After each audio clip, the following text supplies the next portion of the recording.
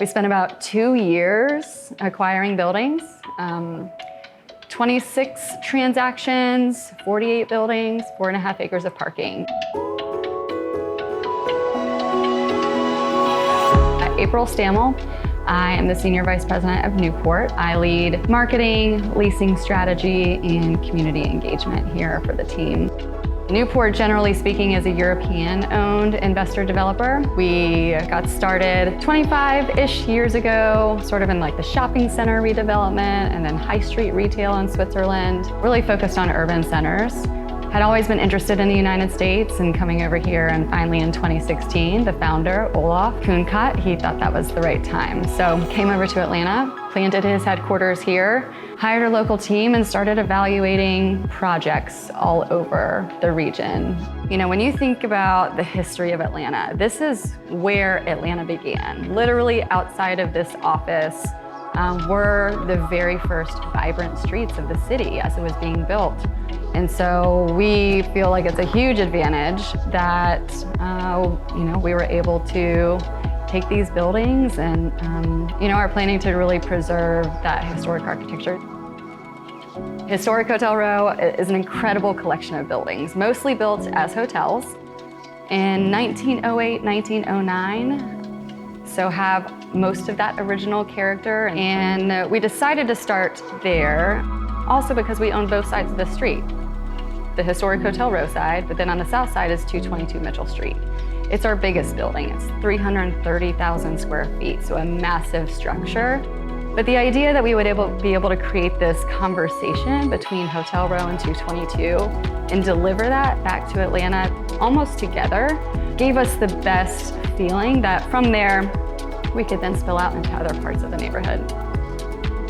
I want to say, very vulnerably, I think the last 3 years in a row, I told people very confidently, this year, we'll be able to walk down the street and get a cup of coffee or an ice cold beer. 3 years in a row, COVID, economy, construction delays, that just hasn't happened.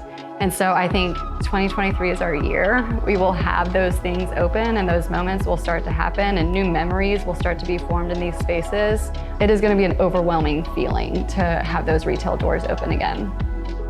Where I live, I like to talk about when COVID hit, the neighborhood itself is the sole reason those retailers survived. Our family went to the coffee shops every day, went and bought margaritas from the taco place, and we all doubled down on our neighborhood because we love the people and we wanted them to survive. That's not quite here yet. And so that residential is so important because that is who's gonna come on a Tuesday night or who's gonna come out at 9 o'clock on a Saturday morning. And so really emphasizing that has been a priority, residential in general. And our goal was residential, dense residential. We need to pack the punch in and bring more people down here quickly, but then also doing it in a way that continues to drive the specialness of Broad Street. And so on the east and the west side, we're building 2 apartment buildings, 1 on each side. The east side of Broad Street will have 350 units. It'll be 18 stories.